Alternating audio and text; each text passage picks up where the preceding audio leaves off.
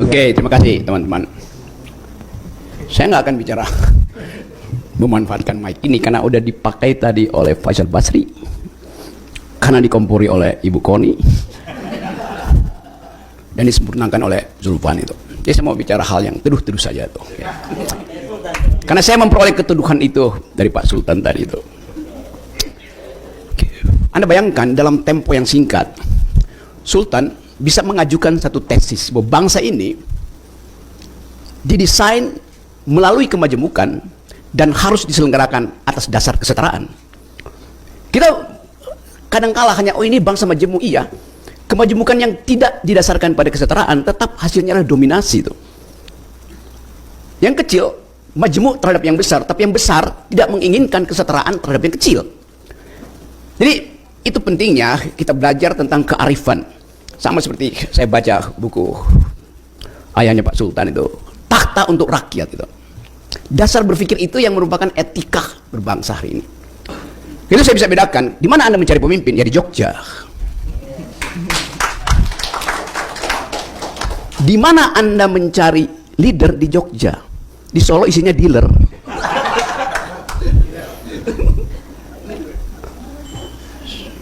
Mungkin satu waktu nanti kita ubah ini temanya, rakyat mencaci pemimpin, bukan mencari pemimpin itu. Dan itu yang terjadi juga di Jogja. Mahasiswa mengambil keputusan untuk mencaci pemimpin yang ada sekarang. Dasar-dasar antropologi bangsa kita mengajarkan bahwa pemimpin itu harus tunduk pada keinginan rakyat. Bahkan dalam sistem kerajaan. Saya mau ngomong sedikit soal filsafat Jawa. Di depan seorang yang mempraktekkan filosofi itu. Tentu saya tidak mungkin mempraktekkan filosofi Jawa, tapi saya paham filosofi itu. Saya baca Serat Cabolek, saya baca Serat Centini, saya baca Kali Yuga. Tetapi saya belajar filsafat Barat.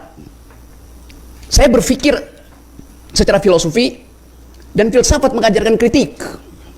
Filsafat Jawa mengajarkan harmoni itu. Kadangkala ada kesulitan bagi saya, karena orang cerca saya, Pak Rocky kenapa terus-menerus menghajar, mengkritik, bahkan memaki Presiden Jokowi? Saya bilang saya tidak memaki secara pribadi, saya menghormati dia.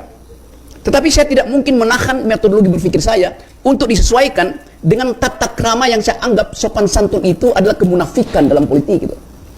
Sopan santun kebudayaan itu bagus sekali. Saya mengerti filsafat Jawa, tapi saya dididik untuk berpikir melalui filsafat Eropa. Saya baca Serat Centini, Serat Cabolek. Saya baca Immanuel Kant. Saya baca Slavoj Zizek. Saya baca Foucault. Itu hal yang sama seperti satu waktu ada seorang pemikir Jerman yang fasih bahasa Inggris, yang lari dari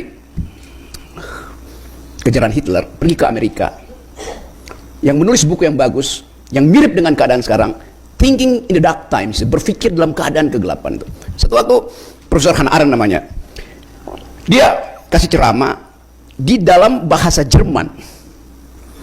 Lalu seminar itu protes, bukankah Anda Profesor Hannah Arendt, grammar Anda sempurna in English? Kata Hannah Arendt begini, saya menguasai bahasa Inggris, tapi saya dikuasai oleh bahasa ibu saya, bahasa Jerman itu. Pak Sultan menerangkan itu. Satu-satunya bahasa yang mampu untuk kita selenggarakan adalah kemakmuran, keadilan, kejujuran. Itu yang namanya bahasa manusia. Jadi sekali lagi, saya sekolah pertama tuh ilmu fisika, fakultas teknik. Baru saya belajar filosofi itu. Tetapi buat saya, fisika itu hanya mungkin Anda mengerti kalau Anda berpikir dalam abstraksi. Matematika itu peralatan fisika. Tapi fisika sendiri adalah ilmu tentang imajinasi itu. Apakah dunia ini didesain secara heliosentrisme atau secara geosentrisme? Itu memerlukan imajinasi itu. Jadi saya balik pada keadaan kita hari-hari ini bahwa kita kehilangan imajinasi. Ketidakmampuan untuk berpikir abstrak. Karena itu kita lihat pemimpin kita itu langsung marah. Diajak berpikir abstrak, tidak mampu tuh. Anda bayangkan misalnya Bung Karno, kemampuan dia berpikir abstrak tuh, yang kadang-kala tajam. Satu waktu di dalam rapat massa, di belakang Bung Karno berdiri kepala apa dulu namanya, tentara menteri tentara, menteri tentara, menteri angkatan udara, kan menteri-menteri semua itu kan. Kepala stafnya berdiri di situ. Bung Karno bilang pada rakyat, di belakang saya ada militer, ada tentara, dia masih pakai kata tentara waktu itu. Terus kata Bung Karno begini, hai tentara yang ada di belakang dia, ketahuilah bahwa kamu itu adalah peralatan negara. Dan negara adalah peralatan rakyat. Dan rakyat adalah peralatan revolusi itu. Jadi tentara, kau adalah alatnya alat itu. Logiknya bagus betul. Hanya untuk menerangkan bahwa ada supremasi sipil. Kemampuan abstraksi itu tuh, yang nggak ada pada Muldoko. Karena diucapin tadi. Bahkan dia masih bilang, saya mantan tentara. Itu nggak ada mantan tentara. Anda berubah dari tradisi militer pada sipil. Maka berlaku di situ bukan civilian value, tapi the supremacy of civilian values.